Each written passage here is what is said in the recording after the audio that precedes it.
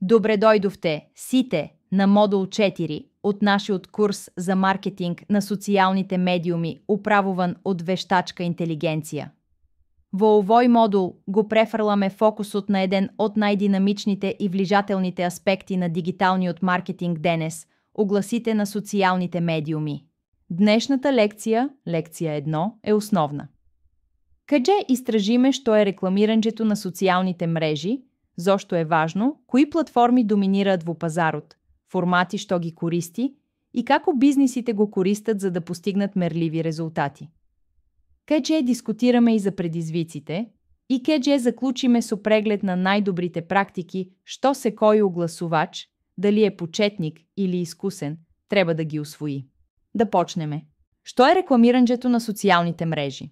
Во својата основа, рекламиранџето на социалните медиуми се однесува на платен промотивен содржини што се појавуваат на платформи како Facebook, Instagram, LinkedIn, TikTok, Twitter, сега X и други. Ова не е исто што и органско обжавување. Додека органскиот содржини може да достигне следбеници и оние во нивните непосредни мрежи, платените реклами им овозможуваат на бизнисите да таргетираат одредени корисници, надвор од нивните следбеници и да гарантираат видливост во новости, сторис или резултати од пребарување. Тоа е разликата помеѓу надеванџето некој да го види вашиот пост и осигурувањето дека правилната личност ќе го види во вистинско време. И во средина каде што 5 милиарди и 420 милиони луѓе глобално користат социјални мрежи, како што е предвидено за 2025 година, таа видливост е исклучително вредна. Броевите зборуваат самите за себе. Глобалната потрошувачка на реклами на социјалните мрежи се предвидува да достигне скоро 277 милијарди долари во 2025 година.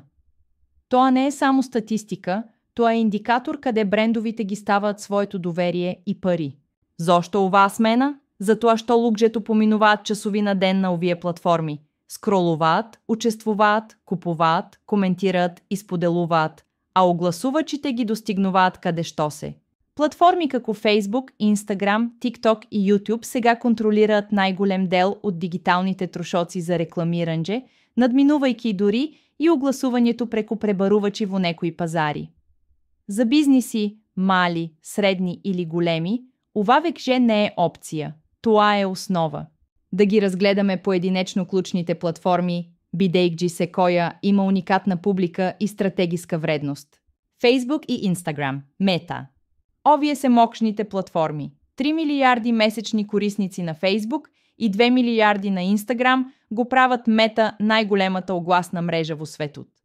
Тие нудат силно таргетиранџе по интереси, однесувања, демографија и различни формати на огласи. Објави во фидот, Stories, Reels, Messenger огласи. Идеално за кампанџи B2C и B2B. LinkedIn. Плейграунд на професионалците. Со околу 900 милиони членови, LinkedIn се истакнува во B2B маркетингот. Ако рекламирате професионална услуга, софтуерски алат или вработување, ова е местото каде што сакате да бидете. Можете да таргетирате според работна позиција, индустрија, големина на компанијата, точно такви филтри, кои ја зголемуваат релевантноста во професионалните контексти. TikTok. Акроним. Популарна, но исклучително брзо растечка платформа, TikTok има 1 до 2 милијарда месечни корисници, претежно помлади. Таа се подпира на кратки видеореклами, автентичност, трендовска музика и соработки со креатори. За брендови со визуелен или забавен аспект, TikTok е плодна почва. Twitter, X Twitter. Оваа платформа е целосно посветена на моментот. Twitter рекламите добро функционираат за маркетинг во реално време. Вести, спорт, политика, настани. Промовирани твейтови и трендови им даваат видливост на брендови во тековните разговори, но краткоста и брзото менување на содржината бараат остри пораки. Други платформи. Акроним. YouTube заслужува да се спомне. Додека често се гледа како платформа за видеа, неговиот досег на реклами надминува 2,5 милијарди корисници. Pinterest е вреден за визуелно откривање, Snapchat за ангажман на генерацията Z со AR филтри, а ниш платформите како Reddit можат да функционираат за одредени публики. Секоја платформа има свои предности. Ключот е да ги усогласите вашата публика, порака и креативен формат со околината. Да видиме како изгледат овие огласи. Форматот влижа е врз ангажманот на корисникот. А гласи и са слика. Едноставно, ефикасно и секаде. Одлично за свест за бренд или нагласување на производи. Идеално кога визуелното зборува. Видео гласи. Акроним голем број на корисници предпочитаат видеа за да се запознаат со производите. Кратки, 15 до 30 секунди, се најдобри. Одлично функционира за демонстрации, раскажување приказни или емоционално ангажирачки содржини. Карусела гласи. Многу картички за пребарување, корисно за прикажување на различни карактеристики на производот, фази од процесот или повеќе понуди во една реклама. Реклами са приказни. Целосен екран, имерзивен и привремен. Дизајниран за Instagram, Facebook Stories и TikTok Reels. Овие треба веднаш да привлечат внимание и да изгледаат природно. Спонзорирани нативни објави. Овие имитираат органски содржини и имаат тенденција да се чувствуваат помалку наметливо. Етикетата «промовирано» е единственото откритие. Месенџер и огласи во апликацијата. Facebook и LinkedIn дозволуваат огласи во стил на директни пораки. Тие се повеќе лични, одлични за повторно таргетиранџе или негуванџе на потенцијални клиенти. Играливите интерактивни огласи. Размислете за игрифицирани прегледи или AR проби. Не сите брендови ги користат овие, но тие се ангажирачки и можни во соодветен контекст. Секој формат треба да одговара на вашиот цел – свест, разгледување или конверзија. Зошто сите толку многу трошат на овој канал? Еве што го прави толку мокчен? Целна точност, прецизион таргетинг. Можете да ги насочите микро по возраст, интерес, однесуванџе па дури и по неодамнешни купуванџа или животни настани. Друго масовно досегување. Милиарди корисници. Можете безпрекорно да се ширате од локална кафе работилница до глобален моден бренд. Трета реално време повратна информација. Кампанџите се богати со податоци. Можете да следите импресии, кликнуванџа, конверзии, дневно или дури и часовно. Четврта ефикасност на трошоците. Вие плакџате за перформанс, клики или импресии. Можете да започнете со мали буџети и да ги зголемувате врз основа на резултатите. 5. Вклученост и интеракција. Лајкови, коментари, споделувања. Ова е улица со две насоки.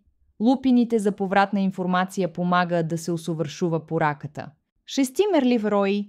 Можете да следите потрошените долари во однос на заработените долари. Јасна атрибуција од традиционалните медиуми. Креативна флексибилност. Толку многу формати, стилови и типови кампанџи значат дека можете да експериментирате, да се прилагодувате и да останете свежи. Во кратки цени, социјалната реклама е насочена, скалабилна, интерактивна и мерлива. Ретка комбинација во светот на рекламиранџето. Меѓутоа, тоа не е без своји пречки. Разбиранџето на овие ни помага да ги облажиме. Загуба на енергија од умор, АД. Ако корисниците премногу често гледаат иста креација, тие кеđe се откажат, или уште полошо, кеđe развијат негативни чувства. Често менувајте ги вашите реклами и освежувајте ги креациите. Премини во алгоритмот. Платформите ги менуваат начинот на кој служат реклами. Бидете во тек, тестирајте често и бидете флексибилни. Ограничување на приватноста. iOS 14 плюс на Apple, GDPR и CCPA ја намалуваат следенџето на податоците. Ретаргетиранџето е потешко. Првостепените податоци стануваат поважни. Креативна побарувачка. Социјалните огласи бараат содржина многу од неа. Висококвалитетни визуели, видеа, наслови. Производството на сето ова во голем обем може да биде ресурсоемко. Јавна повратна информација. Социјалните огласи се јавни. Негативните коментари можат да влижат на перцепцијата. Следете, учествувајте со почит и управувајте со безбедноста на брендот. Комплексност. Од целите на кампанџата до наддавањето, платформите можат да бидат претрупани. Кривите на учење се стрмни, но вредат. Следната недела, кеđe зборуваме за тоа како вештачката интелигенција може да помогне во решавањето на многу од овие проблеми, От автоматизация на съдържината до оптимизация на перформансите. Да я затвориме днешната сесия с листа на проверени практики. Започнете с ясни цели. Дали вашата цел е свестност, водства, продажби, инсталиранджа на апликации? Изберете я съответната цел на кампанджата съответно. Знайте я вашата публика. Користете податоци от платформата, персони на клиентите и предходни резултати. Не ограничувайте премного таргетиранджето. Дозволете простор за оптимизация на платформата. Приоритет да се даде на креативни от квалитет. Добри визуели и жасен текст правят разлика. Прилагодете я съдържината на стилот на секоя платформа. Тестирай и оптимизирай. АБ тестирайте се слики на слови повици за акция. Нека податоците ве водат во одлуките. Користете автоматизация мудро. Функции како динамичката креативност на Facebook или проширувањето на публика на LinkedIn можат да ја подобрат перформансата со помалку рачна работа. Вклучете се со корисниците. Не игнорирайте коментари. Одговорете, пояснете, благодарете. Тоа ја зголемува довербата и дори и перформансата на огласите. Внимавај на цевката. Поставете ја вашата порака соодветно на тоа каде е корисникот, свест, разгледување или одлука. Поработете со страниците за слетување и повиците за акција. Зачувај ја осогласеноста. Разберете ги политиките на секоја платформа. Избегнувајте одобрувања и одржувајте етички стандарди. Социјалните медиуми за рекламирање се повеќе од само поставување на оглас во фидот.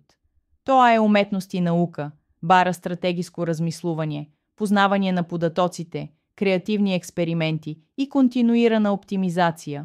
Во оваа лекција ги разгледавме пейзажот, платформи, формати, придобивки и замки.